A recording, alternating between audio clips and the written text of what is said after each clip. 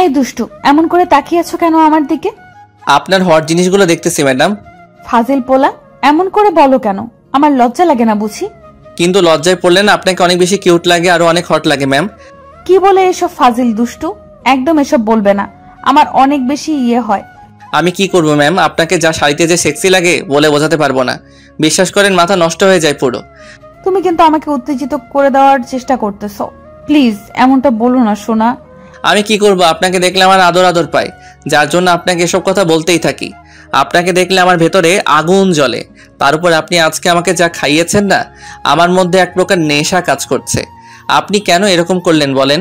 এখন যে আপনাকে আমার অনেক বেশি আদর দিতে ইচ্ছে করতেছে। আমি সেই কবে থেকে তোমাকে ভালোবাসি, তুমি একটু বোঝার চেষ্টা করো না। আমি তোমাকে যত বেশি কাছে পেতে চাই, তুমি আমাকে তত বেশি এড়িয়ে যাও। এমন কেন করো বলো আমার সাথে? আমি কি করব? আমাকে এমন করে দোষ দিবেন না। আমি তো আপনার কাছে আসতে চাই, কিন্তু আপনি তো আমাকে বারবার বলতেন যে আপনি কলেজের ম্যাডাম আর আমি স্টুডেন্ট, সেই জন্য আপনি আমাকে দূরে সরিয়ে দিতেন। আমি আপনার থেকে দূরে সরে যাওয়ার চেষ্টা করেছিলাম। এখন তো চাই তুমি আমার কাছে আসো, আমাকে ভালোবেসে বুকে জড়িয়ে নাও, কারণ আমি আমার পিচ্চিটাকে অনেক বেশি ভালোবেসে ফেলেছি। তুমি কেন বুঝতে পারো না? তোমার আদরটা এখন আমার চাই, তোমাকে অনেক বেশি কাছে পেতে চাই, তোমাকে ভালোবাসি সোনা। আমি তো আপনাকে আগেই বলেছিলাম যে আমরা খুব শীঘ্রই বিয়ে করে নিব, অনেক দূরে চলে যাব এখান থেকে, যেন লোকে কিছু না বলতে পারে। কিন্তু আপনি আমাকে বিশ্বাস করেননি আর ভালোবেসে একটাবার বুকে আগলেও নেননি। বলেছিলাম না আপনি চাইলে সবটা সম্ভব, আর আপনি কি বললেন এই সম্পর্ক হওয়া সম্ভব না, তুমি আমাকে ভুলে যাও। আমি তো সেটাই করার চেষ্টা করেছিলাম, তাহলে এখন আবার আপনি আমাকে ভালোবাসতে চাইছেন কেন? প্রথমে তো আমি তোমার ভালোবাসাটা বুঝতে পারিনি দুষ্টু, এখন তো বুঝতে পারি তুমি আমাকে কতটা ভালোবাসতে, যার জন্য এখন আর দুষ্টুমি খুনসুটি গুলো করো না, বারবার আমার কাছে আসো না, হুটহাট করে আমাকে কাছে টেনে নিয়ে আদর দাও না। ও, তার মানে আপনার আদর চাই? আমার আদরের জন্য আপনি এমন করতেছেন, তাই তো? একটাবার আমাকে বললেই তো হতো, আমি আপনাকে আদর করে দিতাম। আদর চাই মানে? অনেক বেশি আদর চাই। তুমি যেদিন আমাকে প্রথম আদর দিয়েছিলে, আমার বুকের উপর কিস দিয়েছিলে, সেদিন আমি অনেক বেশি উত্তেজিত হয়ে গেছিলাম। তোমার স্পর্শটা আমি মনে করতে করতে পুরো পাগল হয়ে গিয়েছিলাম। তারপর থেকে তোমাকে ভালোবাসি সেটা বুঝতে পারছি, আর এখন অনেক বেশি ভালোবাসি। তোমাকে ছাড়তে পারবো না। তোমাকে ছাড়া একটু আদর করবে আমাকে জান? কিন্তু আমাদের তো বিয়ে হয়নি। আপনি এমনটা কেন বলতেছেন? যদি বিয়ের আগে এমন কিছু হয় তাহলে আপনি প্রেগনেন্ট হয়ে যাবেন, আর সবার সামনে আপনাকে মুখ দেখাতে অনেক বেশি লজ্জায় পড়তে হবে। আপনি এমনটা কি করে করতে পারবেন? এমনটা করা কি ঠিক হবে বলেন? আমি অত কিছু শুনতে চাই না জান। তোমার আদরের নেশা ধরেছে আমার। তুমি আমাকে আদর করবে, ব্যাস। আমিও দেখবো তুমি আমাকে কতটুকু আদর করতে পারো, তুমি কতক্ষণ আমার সাথে টিকে থাকতে পারো, আমিও সেটা দেখবো। ম্যাম, এসব সম্ভব না, কারণ আপনার আমার বিয়ে হয়নি। আপনি আমাকে আগে বলতেন আমাকে ভালোবাসেন না, ওই জন্য আপনি আমাকে দূরে সরিয়ে দেন। ওই জন্যই তো আমি আপনাকে ভুলে যাওয়ার চেষ্টা করেছি। আর এখন বলতেছেন আপনি আমাকে ভালোবাসেন, এটা কি করে সম্ভব বলেন? কেন সম্ভব না? তুমি আমার থেকে দূরে গেছো, তাতে কি হয়েছে? এখন তো আমি তোমাকে হারিয়ে ফেলিনি, তাই না? এখন তো তুমি আমাকে ভালোবাসো, বলো তাহলে কেন তুমি আমাকে আদর করতে পারবে না? আর বিয়েটা তো আমরা করবই, আর আজকে তুমি আমাকে আদর করলে তো তোমার আমাকে বিয়ে করা ছাড়ার কোনো উপায়ই থাকবে না। কেন? আপনি এমনটা কেন ভাবতেছেন? কারণ আমি জানি আমার স্পর্শটা পেলে তুমি একদম মাতাল হয়ে যাও, পাগল হয়ে যাও। আমার স্পর্শ পেলে, আমার ঠোঁটের স্বাদ পেলে তুমি কখনোই আমাকে ছেড়ে দূরে থাকতে পারবে না। আমি জানি আমার মধ্যে ওইটুকু মায়া আছে, যে এইটুকু মায়া আমি তোমাকে আটকে দিতে পারবো। প্লিজ সোনা, আমাকে আদর করো। আমি তোমার আদর না পেয়ে থাকতে পারবো না কলিজা। ম্যাডাম, এই সম্পর্কটা তো কেউ মেনে নিবে না। না মেনে নিবে আপনার পরিবার, না মেনে নিবে সমাজ, তার উপর আমার আব্বু আম্মু কি করে মেনে নিবে এমনটা? প্লিজ আপনি এরকম কিছু করতে বলবেন না। আমি চাই না বিয়ের আগে আমাদের কাছে এরকম কিছু হোক আর আপনি অপবিত্র হয়ে যান।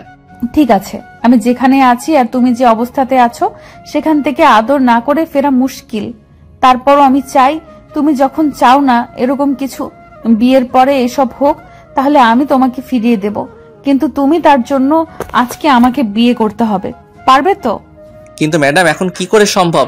আমি তো সব উল্টাপাল্টা করে ফেলেছি। আমি মন স্থির করে ফেলেছিলাম আপনাকে ভুলে যাব, আপনার থেকে দূরে যাওয়ার চেষ্টা করেছিলাম। আমি ভেবেছি সবটা এই সম্পর্ক আসলেই হবে না। তাহলে আপনি এমনটা কেন বলতেছেন? প্লিজ এমন কিছু বলবেন না, আপনি বোঝার চেষ্টা করেন। তার মানে তুমি আমাকে ভালোবাসো না তো? আমাকে আদর করতে পারবে না তো? একটু কাছে টেনে নেবে না? বিয়ে করবে না আমাকে? না মানে আসলে ম্যাডাম, আচ্ছা ঠিক আছে, আমি আপনাকে বিয়ে করে নিব, তার জন্য আপনার বাসায় আপনাকে রাজি করাতে হবে। যদি পারেন তাহলে আমি আপনাকে বিয়ে করে নিব। আচ্ছা ঠিক আছে, আমি বাসায় রাজি করাবো, কিন্তু এখন তো তুমি নিশ্চিন্ত থাকতে পারো যে আমার বাসায় রাজি হবে। আর তুমি ভেবে নিয়েছো যেহেতু যে তুমি আমাকে বিয়ে করবে, তাহলে এখন তুমি আমাকে আদর করতে পারো, কারণ আমরা খুব শীঘ্রই বিয়ে করে নিব। দেখো জান।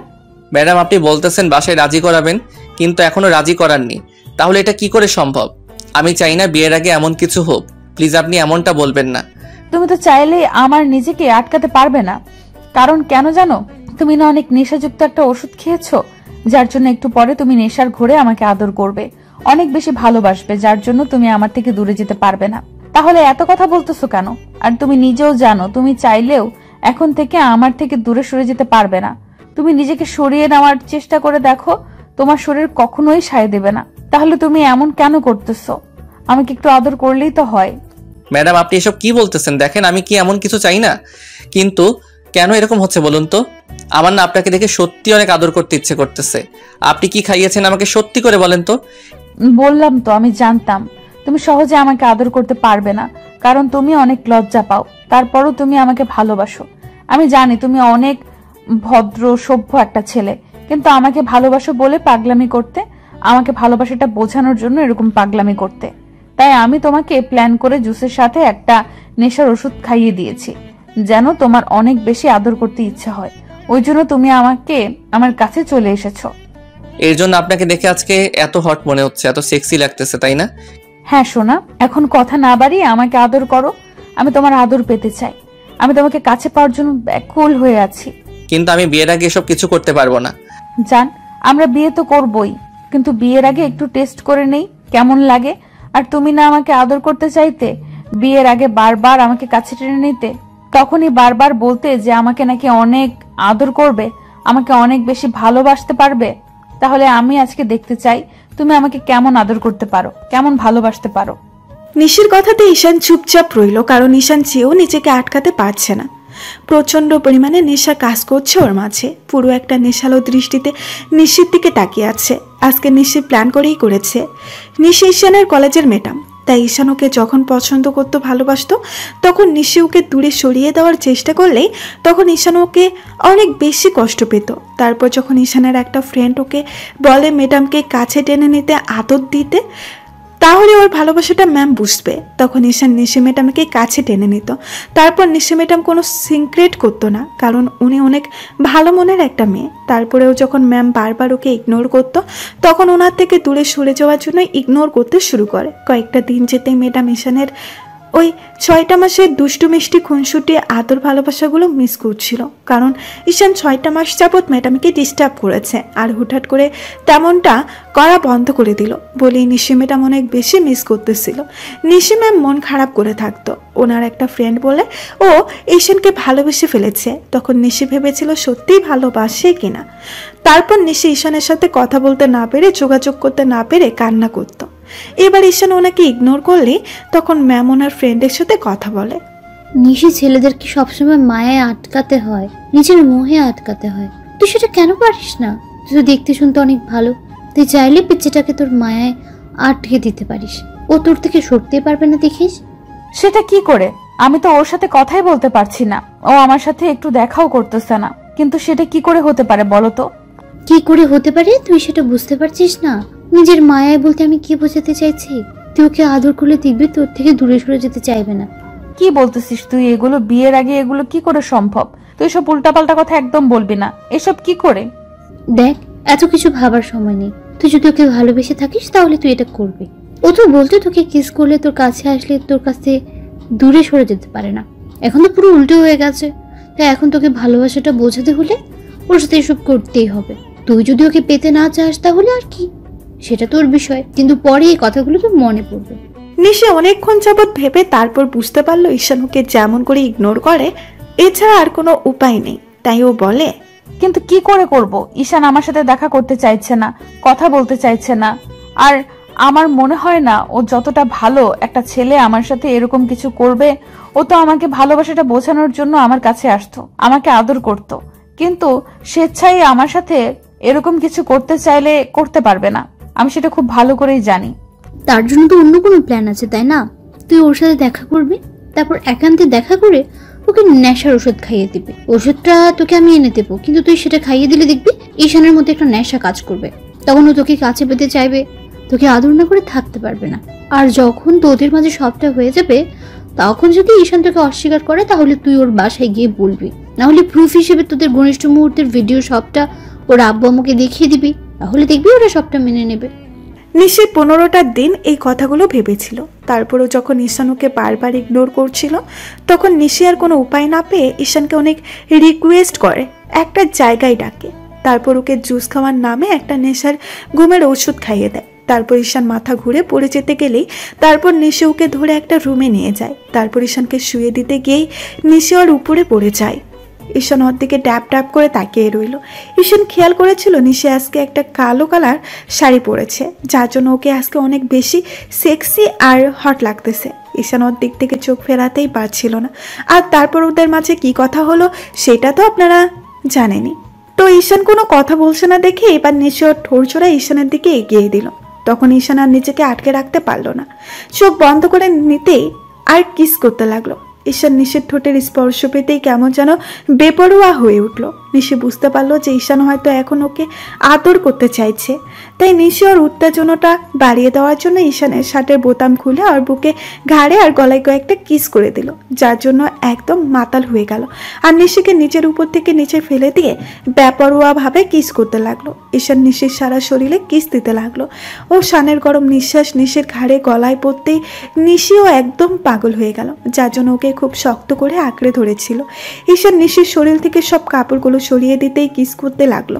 আর নিশি ওর চুলগুলো খুব শক্ত করে আঁকড়ে ধরেছিল আর বলছিল, এই পিচ্চি কি করতেছো? এমন করে তুমি এত বেশি দুষ্টু আমি সেটা জানতাম না। তুমি আমাকে এমন করে আমাকে কষ্ট দিতেছো কেন? প্লিজ এমনটা করো না সোনা। আমি কি আপনাকে অনেক বেশি কষ্ট দিতেছি? তাহলে বলেন আমি আর আপনাকে কষ্ট দিব না, তারপর এমনটা বলবেন না প্লিজ। তুমি আমাকে আদর না করে কষ্ট দিতেছো। প্লিজ আমাকে জড়িয়ে নাও তোমার ভালোবাসাতে, আমি থাকতে পারতেছি না।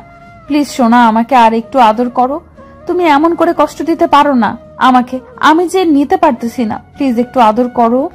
ঈশান আর দেরি না করে দুজনের শরীর থেকে সবকিছু মুক্ত করে দিয়ে নিশিকে ভালোবাসায় জড়িয়ে নিল। ঈশানের পরম ভালোবাসার স্পর্শগুলো পেতে নিশি পুরো কেঁপে উঠলো আর কান্না করে দিল। ওর চোখ দিয়ে টপ টপ করে পানি পড়তেছে। তারপরেও একটা হাসি রেখে নিশি ঈশানকে বুকের সাথে খুব শক্ত করে চেপে ধরে রাখলো। তারপর ঈশান আদর করা হয়ে গেলে ও সেন্সলেস হয়ে পড়ে যায়। তখন নিশি ওকে বুকের সাথে জড়িয়ে ধরে কিছু একটা ভেবে মুসকি মুসকি হাসতে লাগলো। তো বিকেলে ঈশানের ঘুম ভাঙতেই ও বুঝতে পারে কারো বুকে শুয়ে আছে। তখন তাড়াহুড়া করে ও চোখ মেলে তাকাতেই বুঝতে পারে নিশি ওর দিকে তাকিয়ে মুসকি মুসকি হাসছে। ঈশান ম্যামকে ছেড়ে দিয়ে উঠে বসার চেষ্টা করে বলে, এ কি ম্যাডাম আপনি এখানে আর আমি এখানে কেন? আমাদের এই অবস্থা কেন? ঢং দেখিও না তো। একটু আগে আমাকে আদর করে পুরো ব্যথায় শেষ করে দিয়েছো, এখন আবার বলতেছো এমন কেন? তুমি তোমার শরীরের অবস্থা দেখো আর আমার শরীরের অবস্থা দেখো, সবটা তুমি করেছো। এখন আমাকে খেয়ে বিয়ে করবে। ঈশান আর কিছু না বলেই সবটা মেনে করার চেষ্টা করলে আস্তে আস্তে সবটা মনে পড়তে লাগলো। নিশিকে কান্না করতে দেখে ঈশান ওনার চোখের পানি মুছে দিয়ে বলতে লাগলো, সত্যি কি এমন আমি এমনটা করেছি? তাহলে কি আমি মিথ্যা বলতেছি? তুমি সবটা করেছো, না হলে কে করেছে? দেখো কি অবস্থা করেছো। এখন আমাকে কেউ বিয়ে করবে না। আমি যদি প্রেগনেন্ট হয়ে যাই না, আর তুমি যদি আমাকে বিয়ে না করো, তাহলে আমি সুইসাইড করে নিব। ঈশান ওর ম্যামকে বুকের সাথে খুব শক্ত করে চেপে ধরে বলতে লাগলো, না না, আমি আপনাকে ভালোবাসি, আমি আপনাকে বিয়ে করে নেব। ভুল যেহেতু করেছি শুধরে নেব, প্লিজ আপনি কান্না করবেন না। সত্যি তো? হ্যাঁ সত্যি সত্যি। আচ্ছা তাহলে ঠিক আছে, আমিও তোমাকে ভালোবাসি পিচ্ছি।